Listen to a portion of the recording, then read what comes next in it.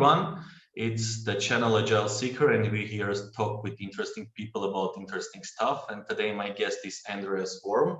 So how it is written in his LinkedIn, he's specializing generalist for Agile, and speaking more precisely, he's a product development specialist, product owner, Java, React, quality automation. So as I call it, like one-man orchestra in this field. So welcome, Andreas. Happy that you can join us. So the first question: so many specialists, so many skills, and usually we see this kind of amount of skills to different people with different stuff. How's that started? How you like collected all these qualities and everything? Yeah, first, thanks for having me. Thanks for inviting me.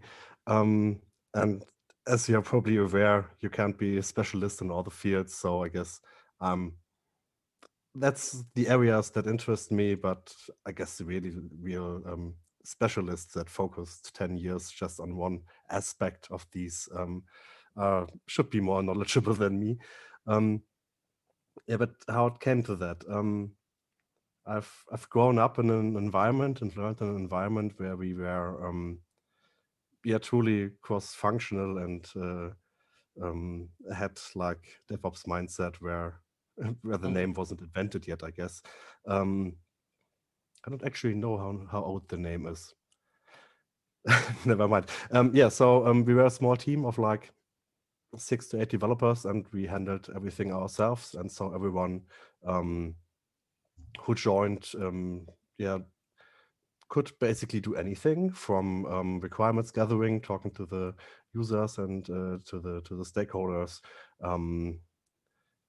writing concepts or grooming tickets or doing front end or back end tasks or infrastructure. And so everybody had the opportunity to pick their niche and pick the areas where they wanted to grow and learn. So I was just pretty lucky to be given the opportunity to learn a lot of things, and that's why I would call myself a generalist with a few specific interest areas. I guess when you would ask me what the best is, like my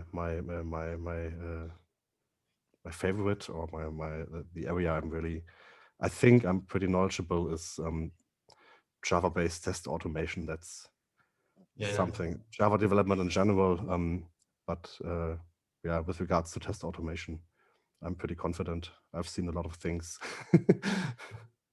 Yeah, so it's some kind of an accident there. How do you learn in an environment, and then you get like all this stuff just take you out, and then you start learning one by one. So I guess it's the best way to learn. I guess it's the best way to learn and to experience agility, just being in a team that does it. And then you definitely don't want to go back. Yeah. So one question based on this, you mentioned agility. So many people are saying that, and I'm one of it, that saying that Agile is not a methodology, it's a mindset. So can we name it like a perfect example? So like if you're learning from people who are like practicing it, and there is for me, for example, it is very strict borderline between doing Agile and being Agile. Yeah. So when you are like in an environment, as I understand from your what you told me, like where everyone is agile, yeah. So it's very comfortable to learn, yeah. So and based on all of this, like so like you mentioned that you are best, that you have like so many skills, but you are like practicing one of them and you are like evaluating each of them on a different level. So with all this stuff, with which profession, let's call it like with which skill you are like, you can name yourself like a very best on it. I mean, which one you are associated with. So for example, let's imagine a situation if you're like introducing yourself in a professional manner. So I think, and I'm Andreas Worm, and I am Agile developer. I guess it depends on the audience, right? If you approach a potential client, you would pick your best your best slice of skills you have to present.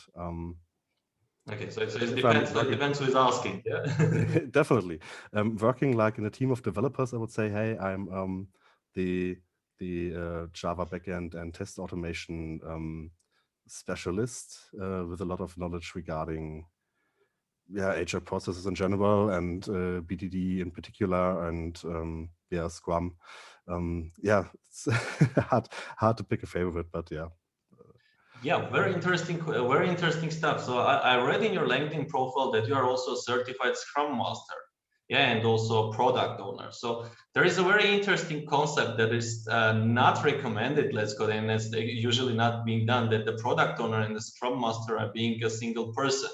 Yeah. So how you try? So when you're like in a okay. Yeah, that's what's written in the book. Let's call it like this. Yeah. So it's like not recommended, but anyway, let's discuss it in this way. So whenever you're in when you're in some project where you're like doing the quality assurance, yeah, but as having like extensive knowledge in terms of Scrum, being a Scrum Master and a product owner in like many other projects, how are you trying to balance this? Because many people actually questioning the possibility of internally a person in mind, like balancing and not violating the, let's call it, the requirements which should be done by a product owner, for example, by Scrum Master and by a quality assurance engineer. Because I do believe whenever you be like a quality assurance engineer in a product, there should be, for example, another Scrum Master. So how you try and balance and not making advices or like something like this, if you are, for example, not agree or something like this?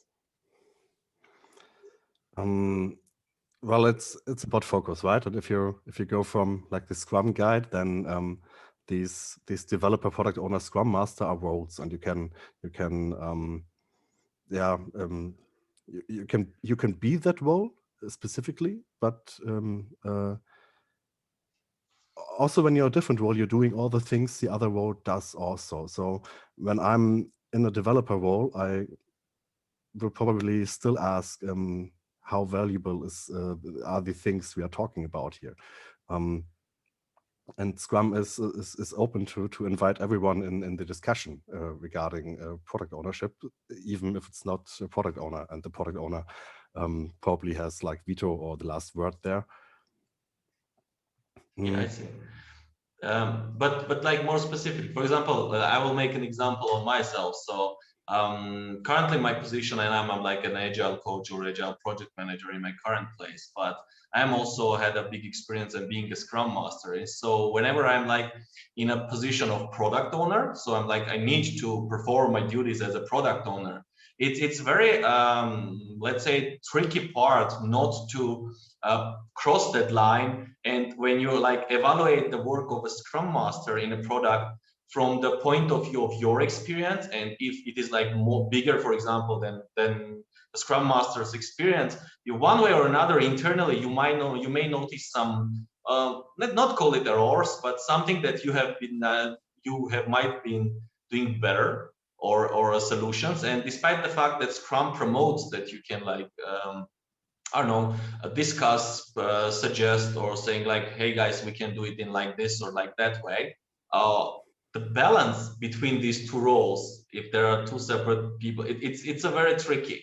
Yeah, and it might create a friction in the team. So it's more interesting in my side. So in your experience, have been such situations like when you were like looking and saying, if I was like taking the role of a Scrum Master in this project, it would have been better in certain like situations? No, I never had this kind of opportunity. I was in my long-term team. I have been Scrum Master. We had like we experimented with rotating Scrum Masters, and I only got like really one job where my explicit title was product owner. And unfortunately, due to COVID, this didn't last long. So yeah. I can't really say much about the tensions between these roles being in one. But I would imagine it boils down to trust again, right? If you're a product owner, you just have to pick your priorities and maybe prioritize stakeholders over Scrum mastering. And then you just have to trust the Scrum Master that everything will turn out fine. Yeah. So Yeah, just keeping focus and priorities and trust. yeah. So yeah, that's as housing. It's easy to say, difficult to implement. Yeah, internally. Yeah, I guess. Yeah, I see the point. Yeah, speaking about the stuff that you had mentioned, that you are like more like having more extensive knowledge in the like, quality assurance and like different various techniques of testing. This is also actually a controversial part. There is a saying, let's call it, that developers and quality assurance engineers, they're like, well, internally they're on the like separate barricade part. Yeah, so like developers are always maybe a little bit more nervous when a bug is identified on their work, and it's like I agree that it's like speaking also about the maturity of a person. So the bug is something that should be fixed, but generally speaking, like developers don't like when quality assurance engineers find out some bugs on their job. Yeah, so and you are a person like who is a developer and also a quality assurance engineer. Yeah, so you can perform both of the roles. So the question is again about like these two roles. When you are like performing a development work, yeah, how you like you still put yourself in the shoes of the quality assurance engineer, or like it's like a trick in the mindset and you're like switching the mode and like, so yeah, I am a developer, I am not let the quality assurance do his job. Same like before, when you're like in a cross-functional team and development and QA is just one part of delivery. It's not, these boundaries don't exist. Then you don't have to think for the others. When QA is lagging behind, everyone is lagging behind, and everyone takes responsibility there. And in the one job, I was really Agile QA title. I also didn't have the experience to get any resentment from development. I don't know if you've seen my video about the Agile QA retrospective. Yes, And yes. I think if QA is providing value by bringing real issues to the developers in a timely manner, and that's all about feedback time, which is really important, I think, to get this positive experience between dev and QA. Yeah, then the love is in the air. When Yeah. both just work to deliver a great product, then development won't hate QA for bringing bugs. That's should be the way. Yeah, that's a great vision actually. Yeah, but realistically, it still depends on the maturity of the team, I guess. Yeah, so how the person is evaluating personal, like not personal, evaluating his errors, which I'll find from the QA part. So that's the case. How much power does the team have? So it's more like, I Yeah. guess, the management and a cultural thing, right? When we need specific quality gates. That's why we have specific separated QA teams, and that's just not the modern Agile way of doing things. Yeah, what is interesting about Agile? What you mentioned, modern Agile? It's like many people that I talk during my professional career about Agile, and some of them questioning the power of Agile, saying like, we tried Agile and it doesn't work. And like, what happens when I like evaluate their answers and saying, okay, can you name a specific reason why the Agile is not working? Like, how you what's your metrics? Yeah, so you didn't deliver the results, or I don't know, your team was not growing or something. What were your criteria? Mostly the criteria was the following: that they were not delivering and they had no power to work independently. And this is the most interesting part, because it is exactly what should be the team empowered with. Yeah, so it's not like they're like it's not a magic pill that the team is like this and yeah, we are empowered to make decisions. It's the actual management stuff, I think that the team in the organization, in a project, should be a little bit should be given that power to perform in this way. Yeah. So, but it's very rare that I see actually in the local hour market in Armenia that the teams are empowered to make such a decisions. How is it like in the teams that you are working? So, have you ever experienced the problems that, for example, team was not empowered to raise decisions or provide a common solutions or something like this? And how you overcome this stuff? Well, in the long-term team, we were fully responsible basically. Our client was acting as product owner, but we collaborated a lot. In later teams, all the teams I've been in luckily had very high autonomy, working like in a Scrum manner. With product owners and Scrum Masters and sprints and all these things, and we're pretty much left alone, basically. Startups within big companies, though it gets harder when you really get in the huge companies where you have just a tiny slice of all the infrastructure services and people there, which you can affect.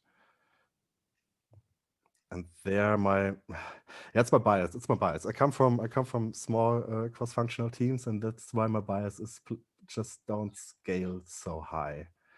Yeah, I see. I perfectly agree with you. It's like, in my opinion, when people ask me like, what is easier to make agile, like in startups or like in big companies where like with established processes, I say usually if you are looking for a pure agile, let's go to startups because they have no other way to proceed and generate the value. For the big established companies, it's like difficult to maintain because it's like more about the scaling agile.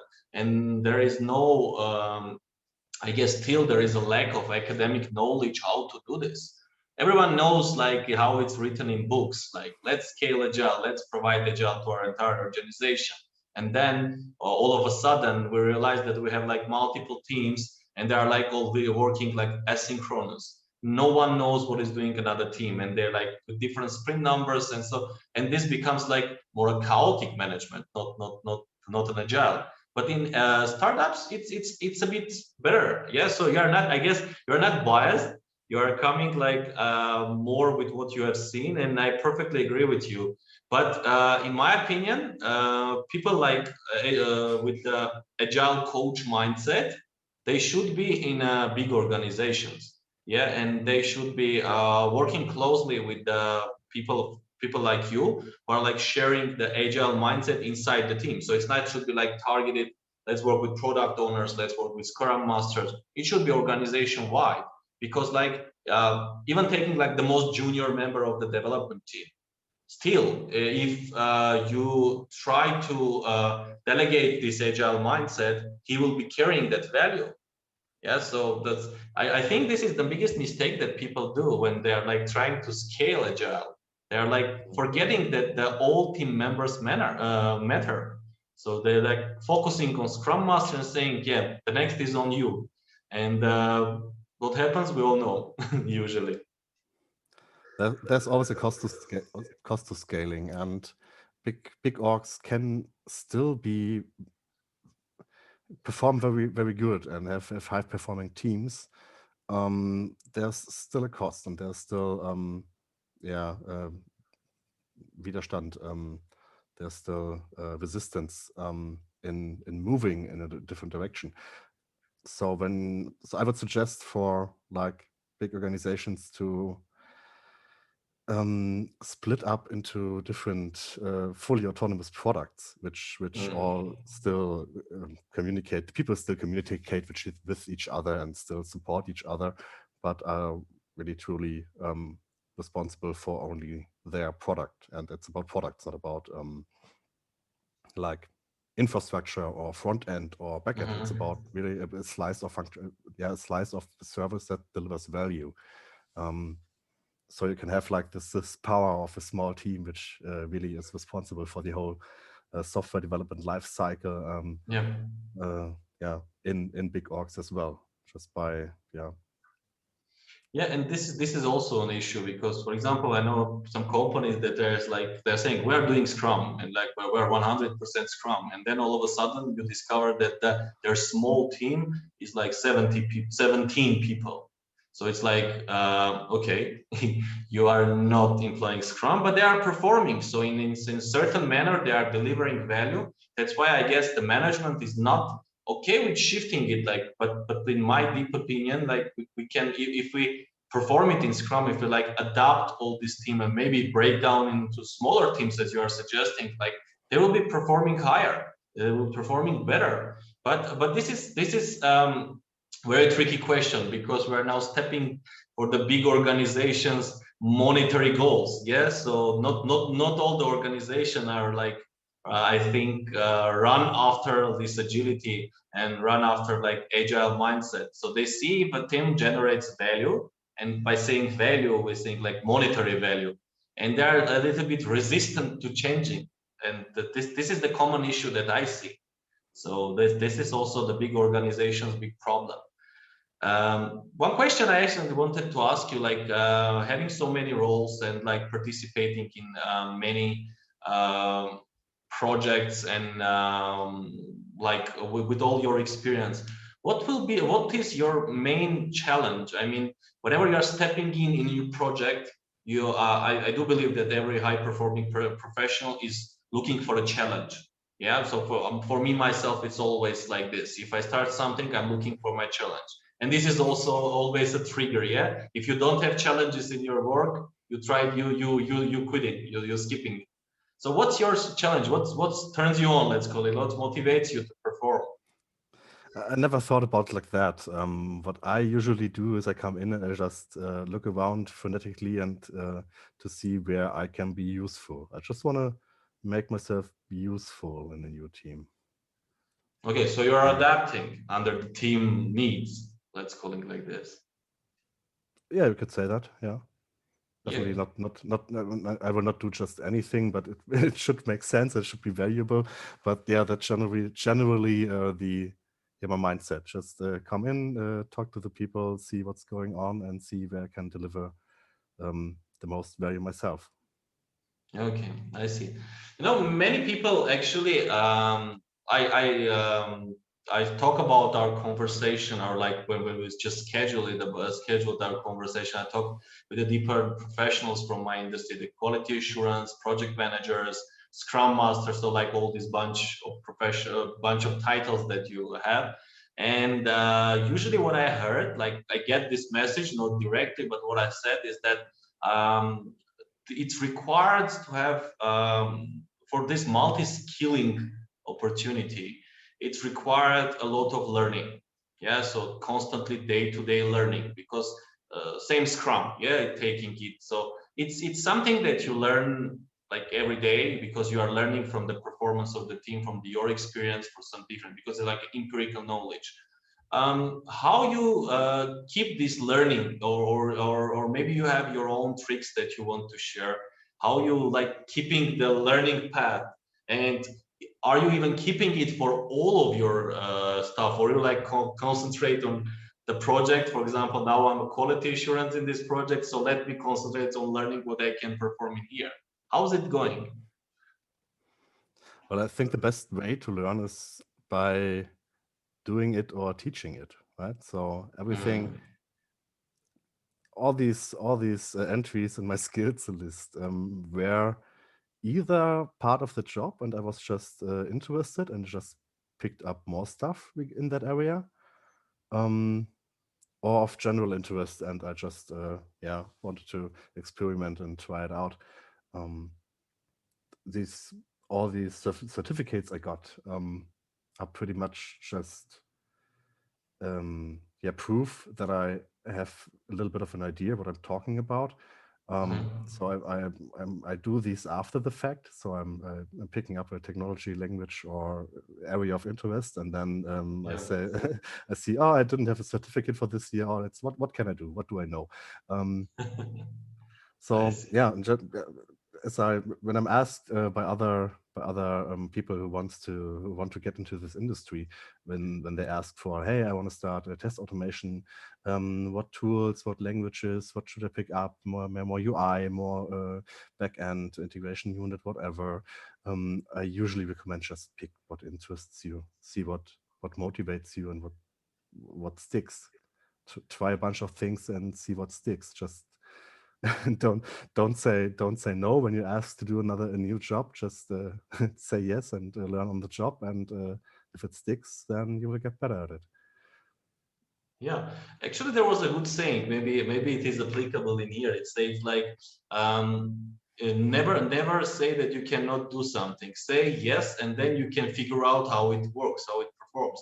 And it's actually very perfect, but not all people really realize this. So it's like coming to the idea of the fixed mindset. Yeah, people, for example, trying to get to the industry and saying, "Oh, I'm good in math." For example, yeah, I'm counting very well. I can I have this algorithmic mindset. So let me become a backend specialist, backend developer. And then they're starting to code, and they see, oh, the front end, they're creating all this beautiful stuff, this UI stuff. Let me try this. And this brings us to two things. It's either be very good, so you become a full stack developer, or it's coming to very bad because you are not very good in backend and you are not very good in front end because they're like chaotically moving from one another. Yeah, so I guess it depends also on the person, how he's like trying to motivate himself, what turns him on. Like trying new stuff is always very good. Myself also, I adore learning. Yeah, so like when I finalize one course, I go into another one because it's interesting, because it generates a new experience. And I perfectly understand you. What I actually catch from your also saying is like about the certificates. This is also a very interesting topic, and I get usually asked by myself, like many people ask me, like, is it worth it? I mean, do I need a certificate to enter the industry? And do these certificates add me a value? And I had my own opinion, like for this. I don't want to share it right now. Just want to hear yours, and then Too controversial. maybe we can discuss it. So your idea about this certificate, do we need them? Yeah, it's a bit general question. I agree. In general, I would say no. It's maybe for entry-level positions. It's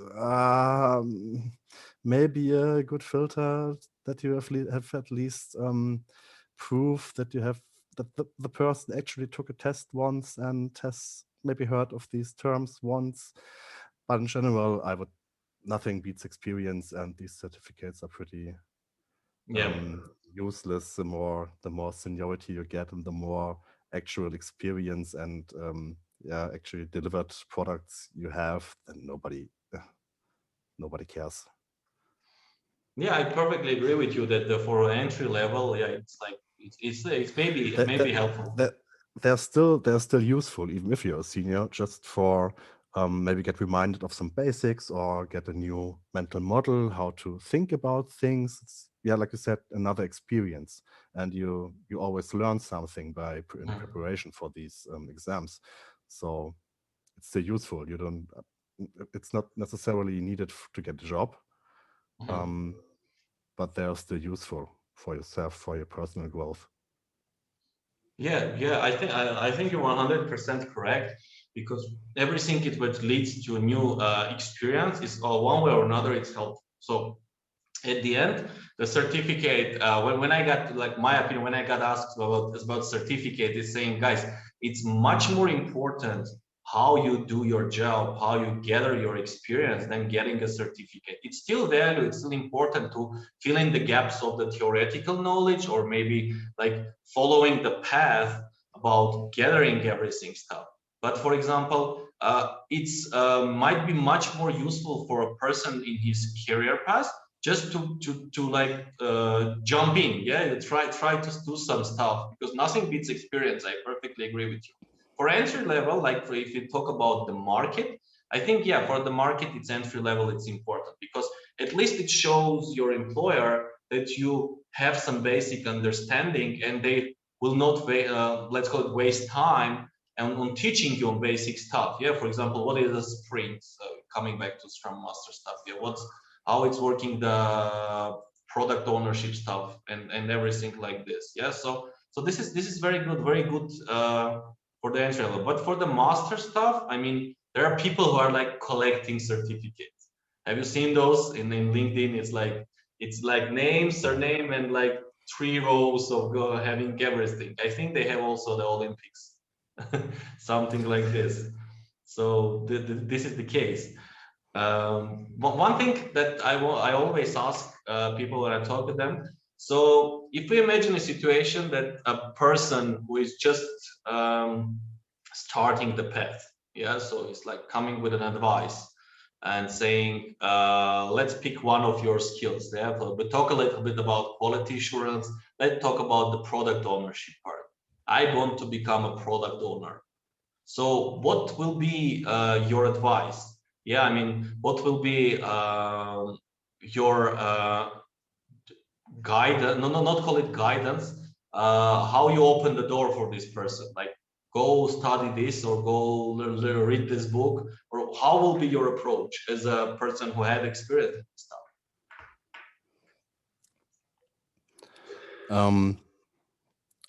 I don't know what the English term for that is, but basically I would suggest some kind of internship or just observation role, just following an experienced product owner, product manager through his daily routines, just to see what's going on, what might be important, and then maybe getting a certificate or going through courses or whatever. But yes, the same applies, learning by experiencing. So I would love to see more junior product owner roles in support of like an experienced product owner, so more people can just who want to focus on this part of the job got an opportunity. In my background, I was just we were all developers and still did product owner things like evaluating markets, talking to stakeholders, and prioritizing, and so I got no formal product owner learning there, but still enough of a glimpse of into the product owner world to know, okay, that's something that's really interesting and that's really fulfilling. Yeah, I see. So it's not about finding the path. Yeah, because actually, very good point. Because this is also a message that I usually learn is that the younger, I can consider myself like older generation, so I can use the term of younger generation. Is that sometimes I got this question saying I got offered an internship, like for the product owner or any other role. Yeah, that not we are not speaking about like full-time job, but it's about internship. Should I accept it? I mean, my answer is always yes, because irrespective the fact that you got hired or not, you will get something much more valuable. You got experience and you know how it is done, especially if you come from another industry. So personally, myself, before coming to IT, I was like in energetics field, construction, technical, and all this stuff. So it's again, it's project management, it's like mentality, but you are solving complete different stuff. And then when I started to learn and go like for the internship, go with this experienced people, I learned a lot because how they think about solutions. And this is something invaluable, I guess. Yeah. Even if you just realize, if you just realize, okay, that's not what I want to do, it's still a gain. Yeah, sure. It's also coming about the time, I guess, how much time people are ready to invest in their potential future employment, let's call it. Like, do they ready to learn for a couple of months for the like employing for the next 20 years? So this is the question, I guess. I guess when you're young and you have parents that care for you, it's, I guess, easier. now in my age, as autonomous individual, yeah, I guess you would need to get some financial buffer to yeah. Yeah, this is you are describing the optimistic Yeah. scenario. Yeah, not everywhere it is applicable, and yeah, but once again, I mean, this is I guess this is the best part, the best way to get into the profession. Just try it. Yeah, I agree with you. Okay, thank you very much, Andreas. It was for me a very good and informative talk. I really enjoyed that, and I hope we have topics with another sessions, like not this introduction, but like more specific stuff in future. Mhm. Thank you very much for all the information, for all the value that you have added. It was a pleasure to meet you. So any, like, let's call it ending words to the people who are like will watch this and will gain message. What will be your final message for them about what value you are thinking they can take from this talk? Be curious. Try to get yourself empowered. Stay safe. Have fun. This is the best thing. Yeah. Very good, very good. I think this is the best thing. Thank you, everyone. This was the AgileSeeker, and here we talk with interesting people about interesting stuff. And today our guest was Andreas Worm. Thank you very much, Andreas. See you. Thanks a lot for having me.